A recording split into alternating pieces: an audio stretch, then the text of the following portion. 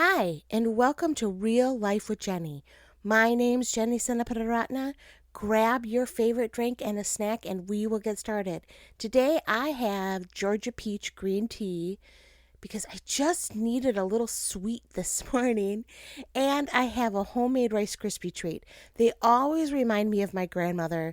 She always had homemade Rice Krispies and these chocolate brownies with a frosting on top that my husband adored. Every time we went to her home, she always had those two things. I have never been able to replicate the chocolate cake with the brownie on top the way she did it. Sorry, Kev, but I can make a mean Rice Krispie treat. So thanks, Grandma. So let's get real. I am sitting in my lounge area. It's actually our third bedroom because we only have one child. So, our third bedroom, and I'm making a to do list.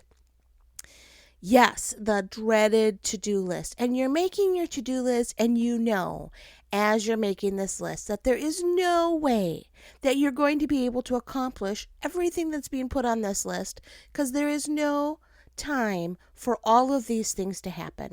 You just know that this person needs to be there and this person needs to be in the other part of town, and you need to make sure that everybody is fed and watered. Like last night, I went to go have a bowl of cereal. We had a pretty long day, and I'm like, I need a little treat. And so I'm like, I'm going to have a bowl of cereal this evening. And I poured the cereal into the bowl, and I went into the fridge, and my milk was expired a week ago. You know, it just sometimes life gets away from you. Today I'm sitting in the lounge and I'm making this to-do list, just everything I'm putting on it. I'm just like knowing that half of this is never going to get done. It all needs to get done. It all has to get done. I'm not putting things on there that are kind of just, we'll see. They're pretty important items, important things to do. And I just know there's not enough time in the day or the week to get all the things done. And I'm sitting here and my dog just absolutely loves me. His name's Caspian. If you've never heard about him, he's Caspian Frodo from Narnia and Lord of the Rings, or The Hobbit. And he is our little cuddle buddy, my little cuddle buddy.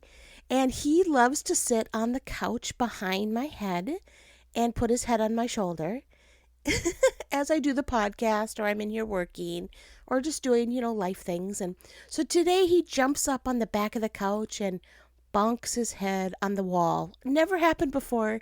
He looked at me like, "What have you done to me, Mom?" It was just one of those moments. And he gets down and he starts scratching at his ear. You know how dogs will scratch at their ear? And all of a sudden you hear him whine because his claw got stuck in the fur of his ear, because I have not been able to get him groomed. It is on my to-do list to get the dog groomed, and because we do our own grooming, because when COVID hit, we realized we needed to do something because everything had closed down. And so we started grooming him, and it used to be like $80 to get him groomed. And I'm like, this is getting ridiculous. And now we do it ourselves. Yes, he looks really bizarre. We do not do a good job, but it's free. So, after you buy the cutters, which was like $30, every time you use them, you're saving money. So you look funny. Dogs don't get embarrassed. He doesn't have that emotion, which is really great for us.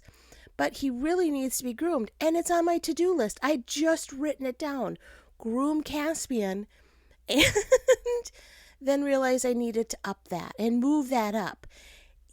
That is how life runs, right? All of a sudden, things that were on our to-do list or something, you have to move it up the chain and everything else falls to the side. It is so frustrating because I always feel like I'm running behind. I always feel like no matter how many steps I make in the proper direction, someone adds about 6 more I need to take to get to the goal. I feel like I'm always behind. I think the thing is behind the 8 ball, which honestly I don't really know what that means, because I'm not a pool player. My grandfather had a pool table in his basement, and I pretended to know how to play, but I really had no idea how to do it. Not something that I'm gifted at. So I'm not even sure what behind the eight ball means, except that I know it means that you're always feeling like you're not quite making it, not quite getting there. I was thinking last night, and, at night, I'm so easily maybe just depressed. Is that a good word for it? Maybe. I don't know if it's a good word, because that's something I don't like to um say, because it's really a very difficult, being a depressed person. That's a really heavy thing, and that's a really true thing in a lot of people's lives. I get really blue. That's a good thing to say. I get really blue at night. And last night I'm like, my cup is empty. I joke a lot when I'm out speaking that I'm a half glass empty person. That is my tendency in life, is to look at life half glass empty.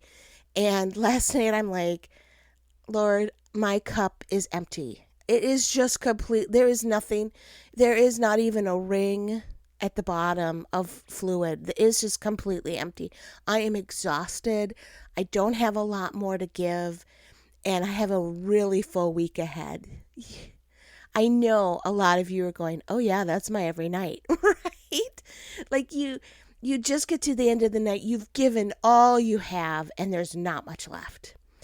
And you're like, I'm really hoping that these few hours of sleep are the real difference, and they completely change my life, and I wake up feeling energetic. And when you're a kid and your parents are like, go to sleep, and you're like, I don't want to go to sleep. Okay, there's the Jenny, little Jenny. And you wake up and you're just full of energy. I just remember waking up like, look at this, I'm full of energy and my whole world's different. And you wake up in the morning, and I'm not real sure there's a lot. I'm not a morning person, so maybe that's why. But I'm like, I don't feel a whole lot more energetic than I did before I went to sleep last night. Did I really sleep? Let's count the hours that I allowed for sleep, because there's so many things to do. Are you living there right now? Are you living in the season? I know that this time of the year, especially when you have young kids with sports and end of the year concerts, and I mean, we could go on and on of all the obligations that you have, that you just don't take time for yourself, because there is no time. You're looking at your to-do list going, we need milk. Ours is expired. Now, do I want to try to sneak it onto somebody's cereal and hope they don't notice? Yes, as long as it's not mine. Because I'm really weird about expired milk anyway.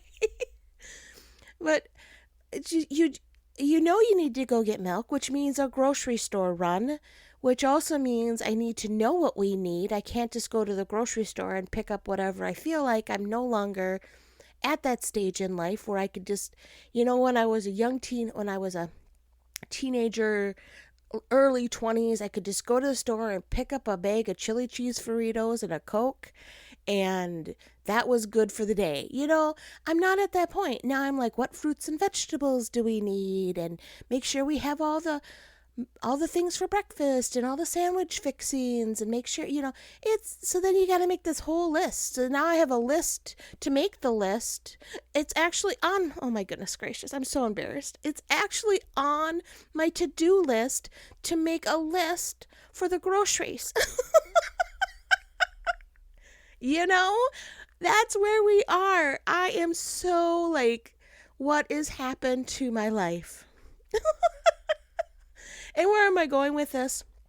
Honestly, we all get there. We all get to the point that just everyday tasks can be overwhelming, and your to-do list can get to be overwhelming. And this morning I have been going through, I called my mom, and she's like, how you doing? And I just burst into laughter. She was like, I'm like, I should have known you were going to ask me how I was doing, but I was not prepared to actually answer it, because, your mom taught you, if you can't say anything nice, don't say anything at all. And so I'm like, maybe I shouldn't have called my mom, because I knew she was going to ask me how I was doing. it's not that it's bad. Life is not falling apart, right? Why is the to-do list overwhelming? Why is it overwhelming? I don't know. And I don't know what's going on in your life. I really don't. I don't know what events you have planned for this week, or things at church, or things with your kids or with your family or at work, and there's a big project about to come out, and you're looking at the to-do list knowing you cannot get it done. Knowing that there's just not enough hands and there's not enough time allotted for it, and you can work full time and have to put in extra hours just to get it done, and it's still not going to get done. Like, I know we all have that in our lives. We all get to the point that sometimes there's just not enough time. And the one thing that I'm trying to remember for myself is I have to make time for me. I have to make time for my relationship with God. My whole world evolves around having a relationship with God.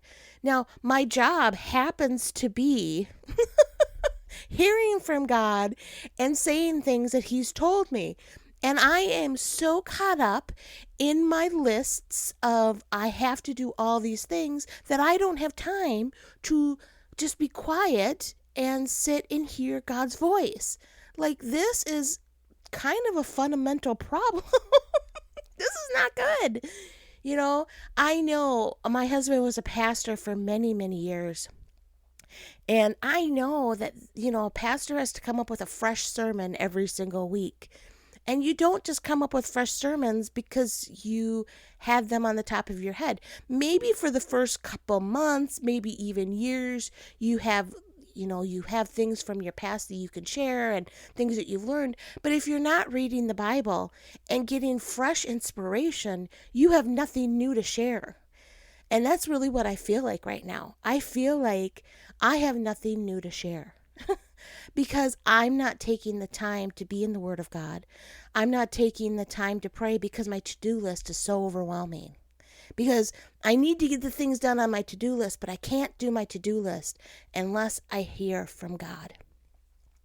And I'm going to challenge you this week that no matter how busy your week is, no matter how many appointments you have and places you need to drive and appointments with your friends and all that kind of stuff, you need to take time to plug in to the core of your strength, who is Jesus Christ.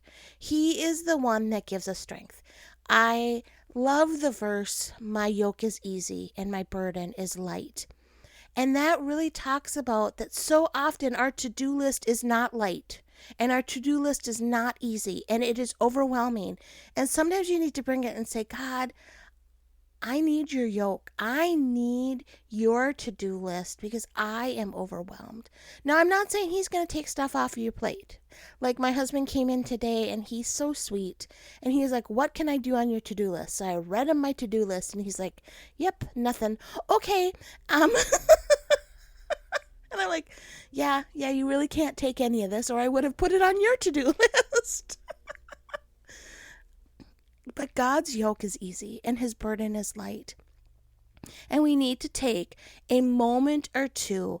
It may not, with the schedule you have, it may not be a long period of time. But when I'm driving my daughter to an appointment and I'm sitting and I'm waiting for her to come out, or she's at soccer practice, which my daughter's not at soccer, but you get the point.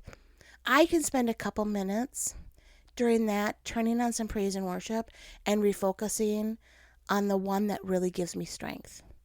I can take some time and listen to the Bible app and just have some encouraging words flow into my life and have it more than just my to-do list. Well, that is all I have for you this week. I pray that you really can set that to-do list aside. I know it's really hard, and just take a few minutes to plug into the God who gives you strength. You can find us at Real Life with Jenny on Instagram and on Facebook. You can also find my information at christconnection.cc/Jen. I would love to connect with you. We are working on our fall and Christmas schedules. So woot woot! I love Christmas. It's one of my favorite times of the year. And I love Christmas teas. So if you're looking for someone to come out and do a Christmas tea, I would love to be that person for you. You this week and your to-do list are overwhelming and it's crazy. I get it. I'm living there. And I know that things take priority, but you need to make some time to focus on the God who gives you strength.